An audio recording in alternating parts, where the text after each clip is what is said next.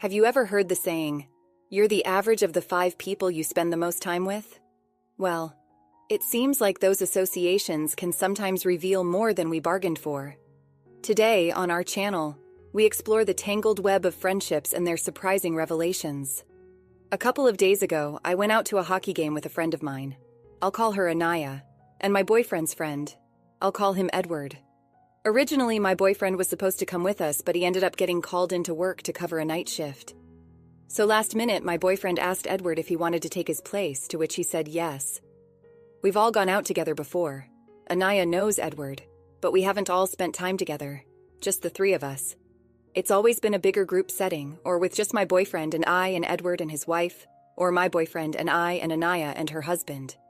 Remember that Edward and Anaya are both married, and they aren't married to each other. This is important. So we go out for dinner before the hockey game to get some wings and a few beers, because the beers at the arena are insanely expensive. We get a little tipsy and get to the game, and I notice Edward and Anaya kind of getting a little close.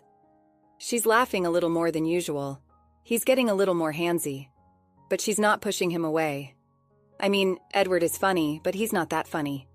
So I'm trying to enjoy the game and sort of ignore whatever it is they think they're doing. Then Edward and Anaya say, "Hey, we should go out for drinks after." And I'm like, "Hey, I don't want to." At this point, because I've had a long work week, I honestly don't trust them alone together. I just have this gross feeling, so I feel pressured to say yes.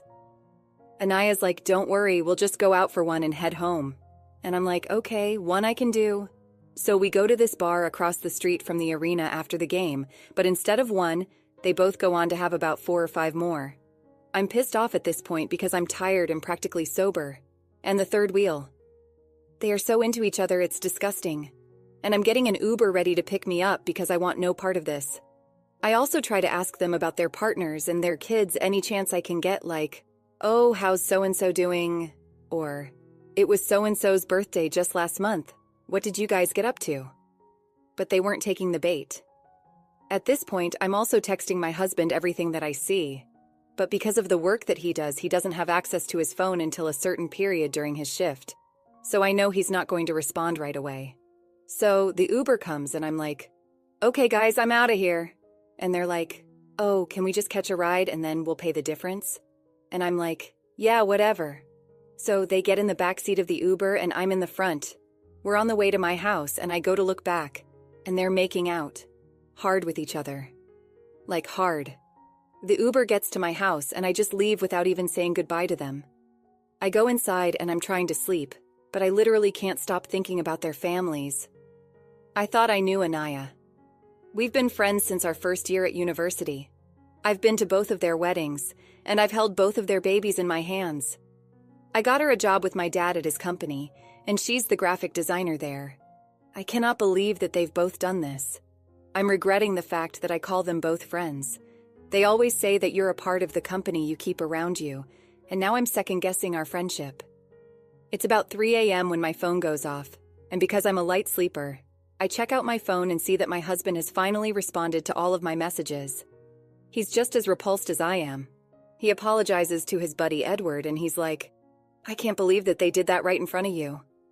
And I'm like, "Yeah, but like, could you imagine if I wasn't there? Like, why would they be so into each other with someone who knows their family so well?" And he's like, "Yeah, that is weird." And then I'm like, "Should I tell their partners?" And he's like, "No, you should stay out of it. You don't want to get wrapped up in stuff like that." And I'm like, "What? I'd want to know if you were cheating on me like that. Wouldn't you want to know?" And he's like, "Sometimes ignorance is bliss." And I'm like, HM, okay, I'll see you when you get home. That whole conversation didn't sit well with me. Ignorance is bliss. What the F does that mean? So I try to bury the fact that my husband just said that and try to get some shut-eye. Then the morning comes and my husband gets in early and he's tired and crawls into bed. I'm like telling him that what I saw shook me up.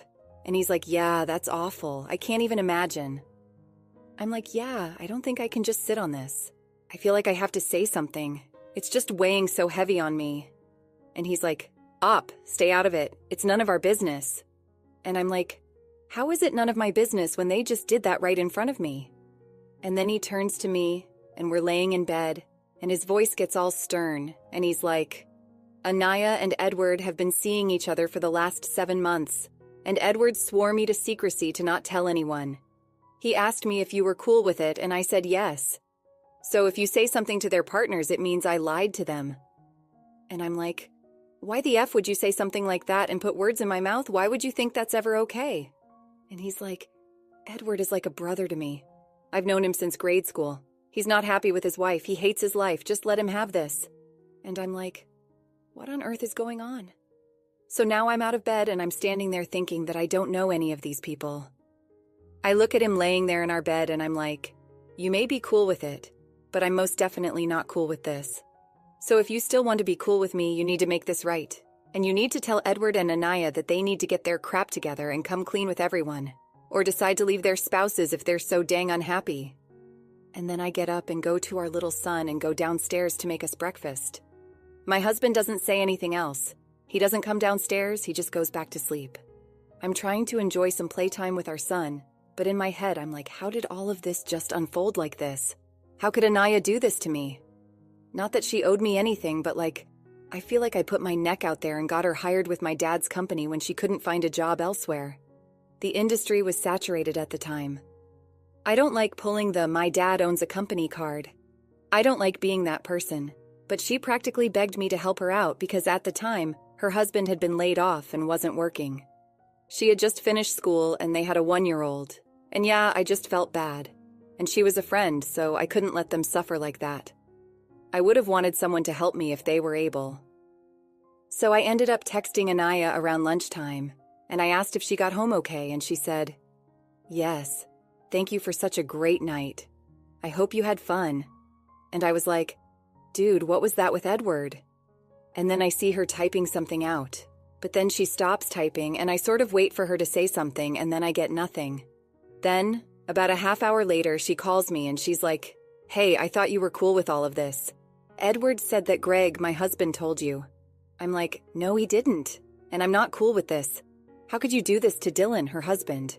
She's like, everyone has their secrets, Op. Don't pretend like you don't have any. And I'm like, what the F is that supposed to mean? And she's like, there's a lot you don't know. No, Op, if you say anything to Dylan, you're going to open up one ugly can of worms. And then I'm like, Anaya, what the F? And she's like, for real, mind your own business. I thought you were cool. I thought we were friends. Now I know who my true friends are. And she hangs up on me. I'm standing in my kitchen like, what the F did that just happen? Also, she has no idea who she's messing with. And I text her and I'm like, you seem to forget who had your back when you were at your lowest. But if you want to go there, we can. Okay. So then I go upstairs and wake up Greg and tell him the conversation that I just had with Anaya. I'm like, what the F does she mean by this? And he gets sort of grumpy and mad at me for waking him up. And he's like, why are we even having this conversation right now? I told you to leave it alone, and now you've just pissed her off. And then he looks at his phone and sees that both Edward and Anaya have left voicemails and text messages, and he's like, great, they're probably both livid. And then he gets up and he's like, dang it, Op, why couldn't you have just left it alone? And I said, because it's the right thing to do. If she's lying to me about this, then what else could she be lying and hiding from me? And he's like, just leave it to me. I'll give them a call and calm them down. And I'm like, we shouldn't even be having anything to do with these people. And he's like, these people are our friends. And I'm like, how can we associate with people who do this to their loved ones and make us lie for them and hide the truth from people? And he goes, I'll talk to them, both of them, and get this all taken care of. Just don't talk to either of them anymore and stay out of it. Am I overreacting? Should I tell their spouses? What should I do? Seriously, who does that kind of stuff right under the nose of someone who knows their significant others, their families, their deepest secrets? It's like they were daring you to call them out on their BS. Or maybe they were just banking on your silence. But hey, looks like they underestimated your moral compass. It's like they were living in their little bubble of delusion, forgetting that the real world has consequences. And as for Anaya, talk about biting the hand that feeds you and your husband.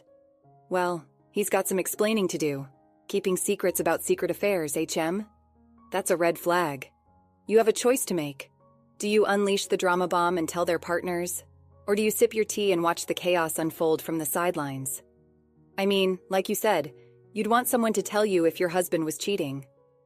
Update. Hi, I'm back. Not too long after my first post, I have no contact with both Edward and Anaya.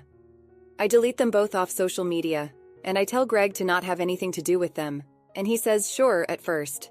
But then legit, a week later he says he's going out for beers at the local pub here with some buddies to watch the game. I'm like, okay, who's gonna be there? And he names awesome guys, and then also mentions Edward.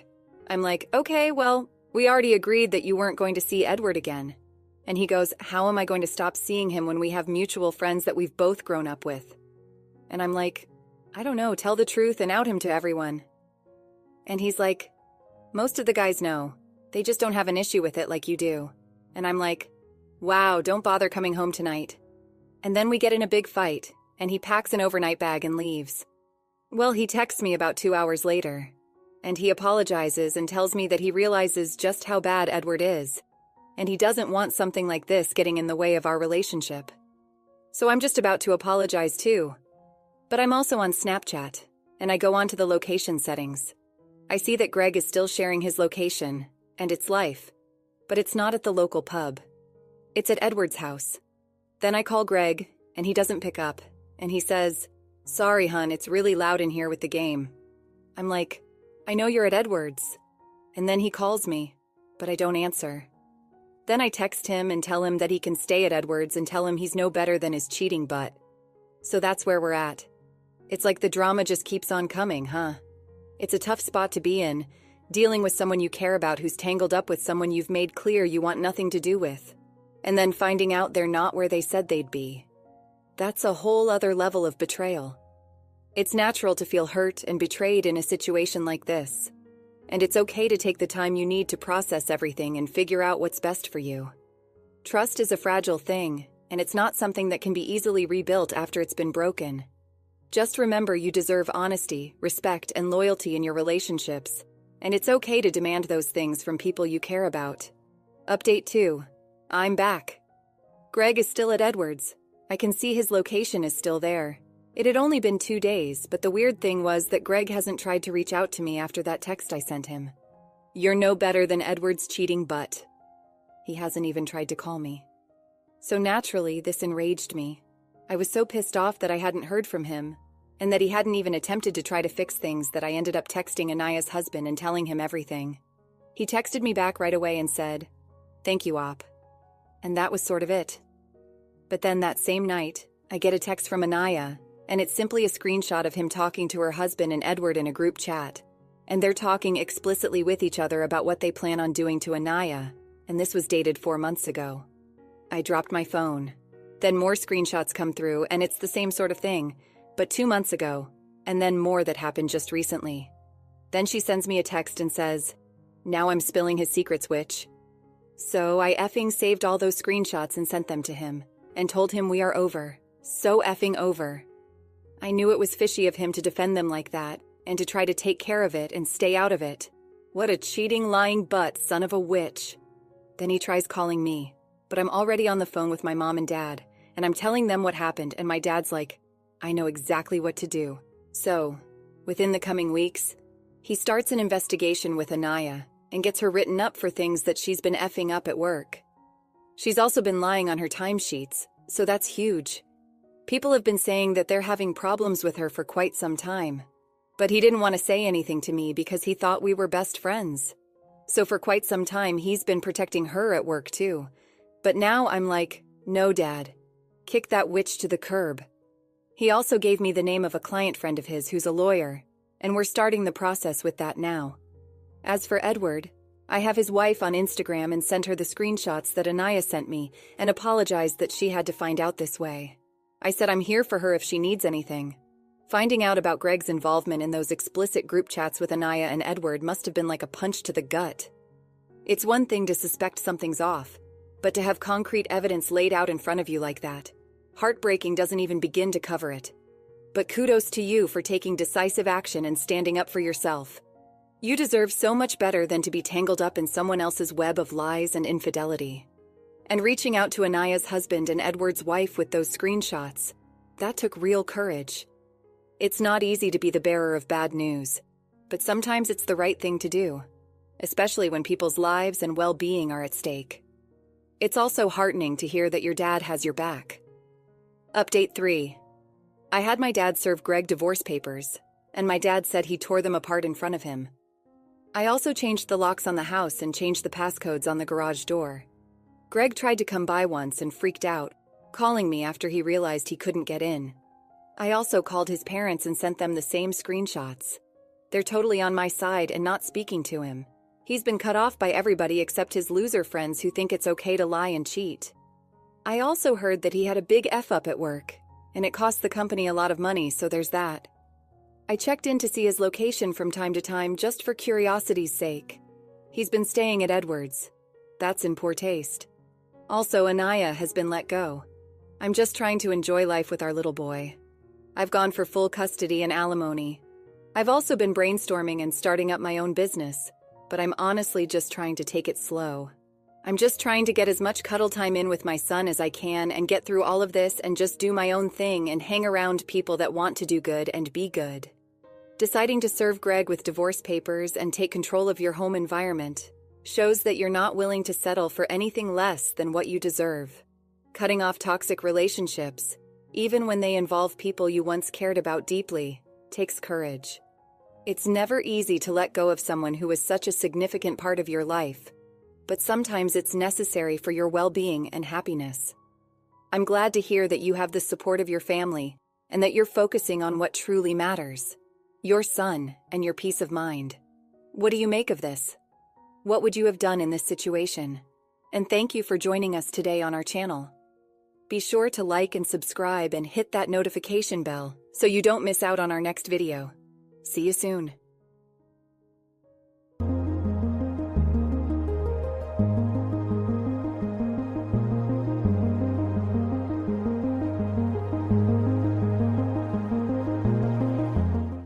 All right, everyone's presentations are done. Nick, the manager, said as he tried to move the discussion forward. Excuse me, I haven't. I recently found out something. Nick interrupted me and began to speak. There's apparently someone in this department who didn't graduate high school and is just a part-timer. Meetings should be for employees only. Absolutely right. His lackey, Mike, of course, agreed with Nick. I'm leaving. After leaving the meeting room, I started to shut down my computer. I noticed that an email had arrived, not in my personal inbox, but in the company's shared email. Thinking, there's no point in speaking up, no one will listen, I went home quietly. The next day, I heard a commotion from Nick's desk. He was staring at his computer screen, his face pale. Nick! Is something wrong? Mike looked at the screen with him. And he turned even paler than Nick. Why is he so angry? Knowing the reason for Mike's distress, I thought to myself, serves them right. My name is Adam. My mother passed away when I was in the 9th grade, and I was raised by my father. Well, you could hardly call it being raised. After my mother passed, my father changed. He drowned his sorrows in alcohol, and though he still went to work, he squandered our living expenses on horse racing. Because of that, I had to start working part-time as soon as I entered high school. Every month, I went to the convenience store with bills in hand that couldn't be auto-deducted from my father's account. Even though I endured it because I didn't want to be alone, I reached my limit in my 2nd year of high school and dropped out. I found a live-in job at a distant inn. Thank you for everything. The day I left home, my father, still staring at the TV, spoke. Take care. That was our last conversation. Back then, 18 wasn't the age of majority, so I needed my father's permission to work, and I couldn't hide my place of employment. Yet, my father never visited me even once. I kept working just to survive, and before I knew it, I was 42. Years of hard work paid off, and I was transferred to the headquarters. I was thrilled to be recognized by the company, as I thought I'd be working in the field until retirement due to my lack of formal education. Listen up. Our work can change the future of our employees. Don't drag us down. On my first day after the transfer, Nick, dressed in an expensive suit, spoke sternly. There was a reason for this. Our inn was located in a prominent tourist destination, known so well that everyone in the state could sing its commercial jingle. At its peak, we had 5 locations within the state. But that was long ago.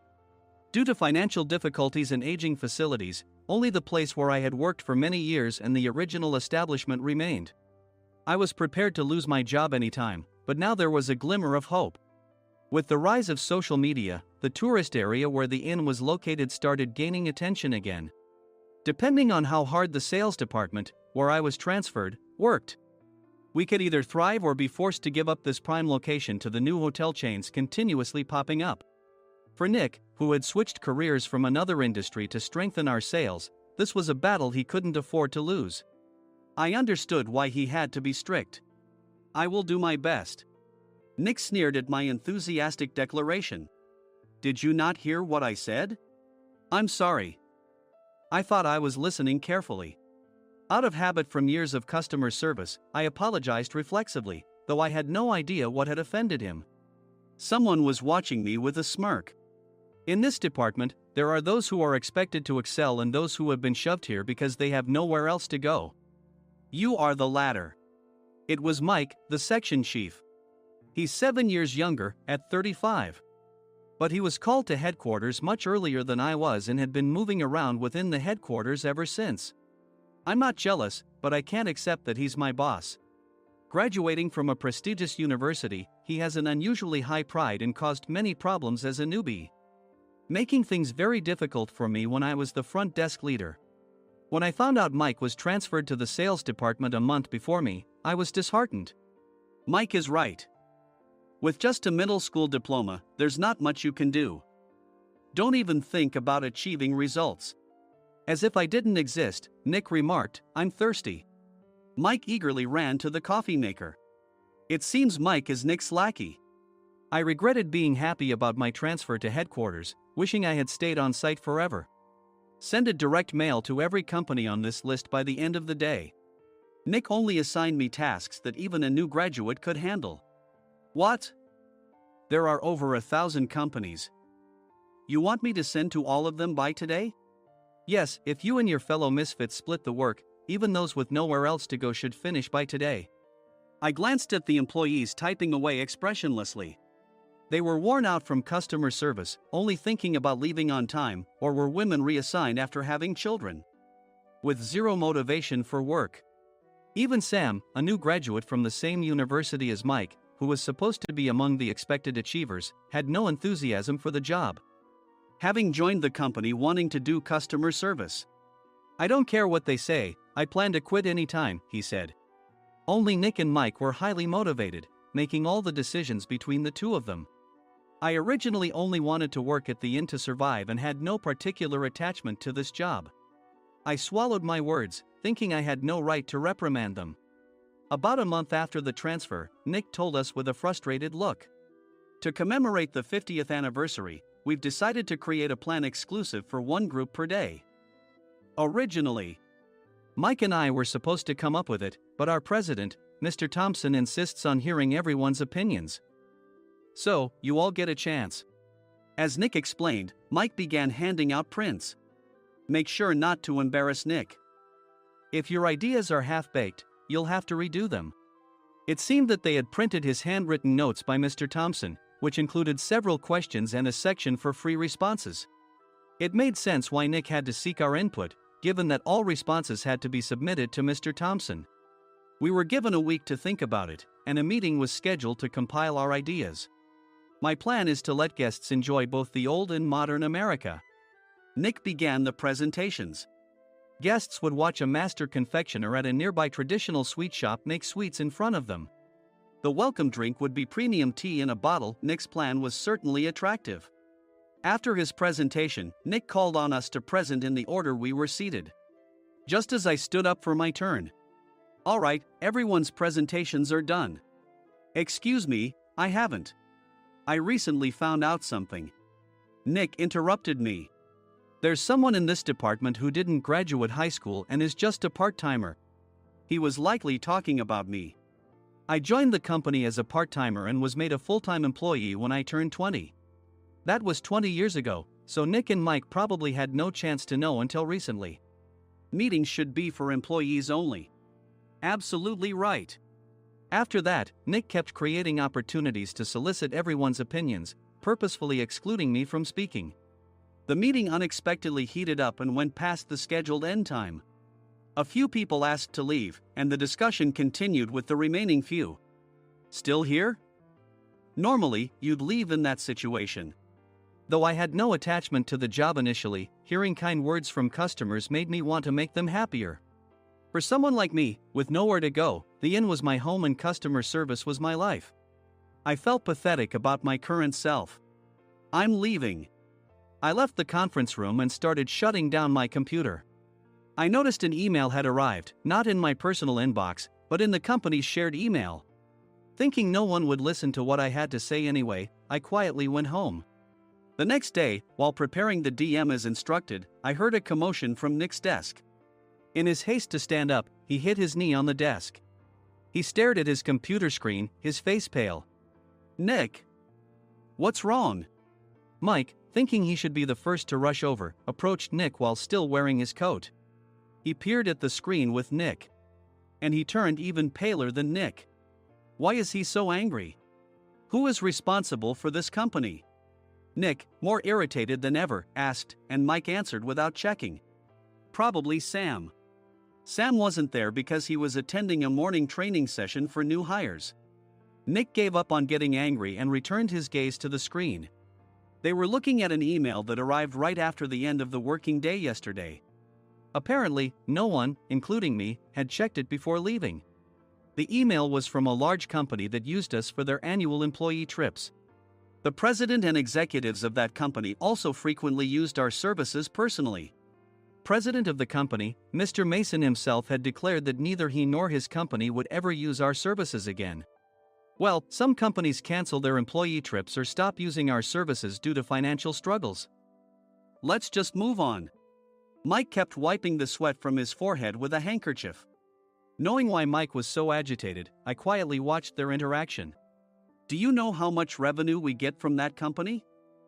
We can find other guests to fill the rooms, but we'll lose the banquet costs, gift shop revenue, rental car fees, and more. Moreover, the gifts were supposed to be prepared by the traditional confectionery shop involved in Nick's proposed plan. If it's known that we incurred such a huge loss at this critical time, Nick's position in the company would be jeopardized. Nick took a deep breath, seemingly trying to calm himself. All right, Mike. Go to New York right now and apologize to Mr. Mason. What? You're coming with me, right? I have urgent work to do. I trust you, which is why I'm entrusting this to you. Please. Mike, believing Nick's sincerity, agreed with a determined look on his face, saying, yes. That's Nick for you. Even if Mike went to apologize, Nick would shift all the blame onto him if the client didn't change their mind. Well, it was Mike's fault to begin with, so it served him right. About 3 hours later, Sam answered a call from somewhere and repeatedly apologized, saying, I'm very sorry. Everyone watched to see what was happening. After ending the call, he informed Nick with a weary tone. When Mike arrived at the client's company, he only made things worse, further infuriating Mr. Mason. He was demanding, get his boss here immediately. It was no wonder Sam was exhausted, dealing with such a call right after returning from training. What is that idiot doing? All right, Adam, you're coming with me. If sacrificing Mike didn't work, then I must be next. Normally, I'd want to refuse at all costs, but I saw an opportunity in this situation. If I can be of assistance, I'd be happy to join you. I obediently followed Nick, and we flew to New York. When we introduced ourselves at the reception, it became clear how serious the situation was, as the receptionist personally escorted us to the president's office. Angry voices leaked through the door, making both Nick and me uneasy. Excuse me. I'm Nick, the supervisor. I understand my subordinate has caused you trouble, and I deeply apologize. Nick, with his experience in the corporate world, knew enough to offer an apology before excuses. However, his customer service skills left much to be desired. I sighed as I saw Mike trembling like a small dog in the corner of the room. What kind of training are you giving your subordinates? Mr. Mason glared at Nick with a red face. The intensity of his gaze made even Nick take a step back. Regrettably, I joined this company only 2 years ago and was unaware of Mike's issues. I should have identified his shortcomings sooner. Indeed. I should have realized sooner. No sensible person would come to apologize and then give a lengthy presentation on the drawbacks of not using their in. Nick froze, his mouth slightly open. Suspecting the worst, I picked up the documents that had fallen to the floor. It seemed Mike hastily prepared these documents on the plane, listing the disadvantages. Disadvantage 1: if you change the venue for the company trip, employees might suspect it's for cost-cutting reasons, leading to a negative impression. Reading it aloud half-jokingly, Nick snatched the papers from my hand and checked the contents with a furious expression. Among the stack of documents was a receipt from a nearby convenience store's copy machine. I felt a pang of dread, hoping he hadn't shown the receipt as well. What do you think he said when I asked what kind of nerve he had to do this? I'm very sorry. Faced with the dire situation, Nick must have thought there was nothing left to do but apologize. In a voice smaller than I'd ever heard from him, he uttered words of apology. He said, "I'm a Harvard graduate. I don't believe I said anything wrong." Mike! What have you done? Forgetting his plan to pin the blame on Mike, Nick yelled loudly, even in front of Mr. Mason. "I didn't do anything wrong." "You're still saying that? Look at him." Mike pointed at me with a shaking hand. "I was assigned to headquarters in my 20s and now I'm a section chief. This guy only made it to headquarters at 42. Everything I've done proves I was right. So why are we losing the contract?" Having said his piece, Mike collapsed to the floor. "Of course. You were sent there because you had nowhere else to go." Mike never expected to hear such words from someone he looked down upon. He lunged at me, and Nick hurriedly stepped in to stop him. "Mr. Thompson told me Mike is a quick thinker, and to take good care of him." There's no way he was pushed aside. "Don't make things worse here." "He didn't say quick thinker, he said only quick-witted, didn't he?" I don't remember that part." I recalled the many troubles Mike caused when he was a newbie. When Mike was on the front line, his pride was so high that he never apologized to customers. Customer service, especially in our job, doesn't work alone. It brings both good and bad situations. If the front staff or housekeepers made mistakes, or the cleaning company didn't properly clean a room, one had to apologize to the customers regardless of personal fault. Mike, in such situations, would never apologize, insisting he wasn't at fault.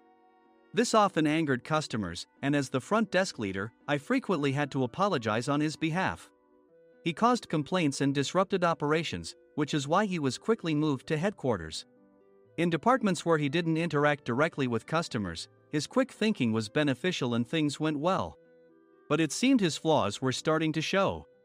Corporate reservations are supposed to be entered into the system by the sales representative. But a quick check yesterday revealed that more than 10 items were missing from the client's reservation. The handover document clearly stated what needed to be prepared. Why didn't you enter it into the system? Why do we have to give them special treatment?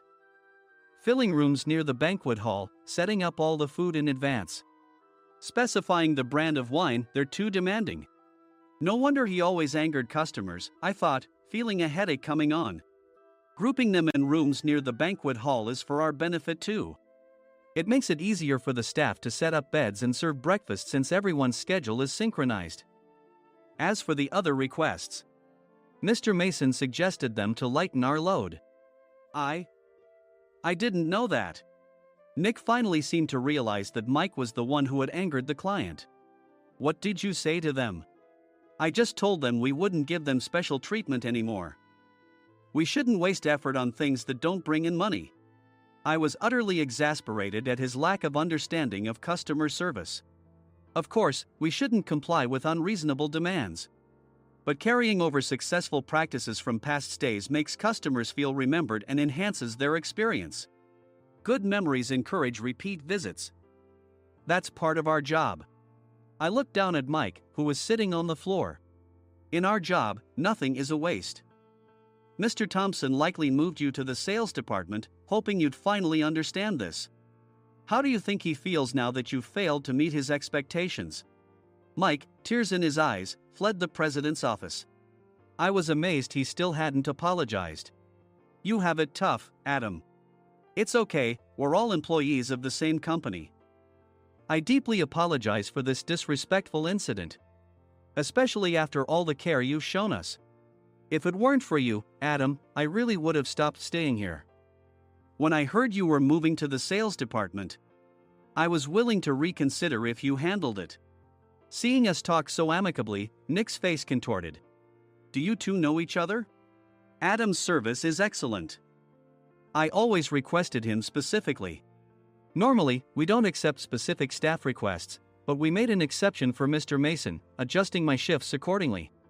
He had personally stayed at our hotel just before my transfer, and during casual conversation, I mentioned, I'm moving to the sales department soon. If I hadn't told him then, things could have been much worse. Please continue to take care of us. I look forward to it. On the return flight, Nick awkwardly offered me a can of beer. It's still working hours.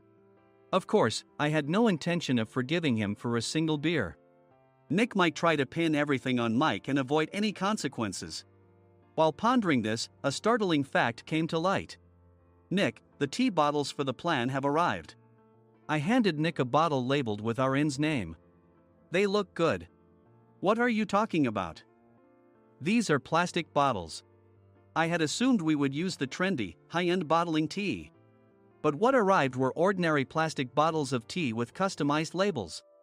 The only unique aspect was the label, which had the inn's name, making it look customized.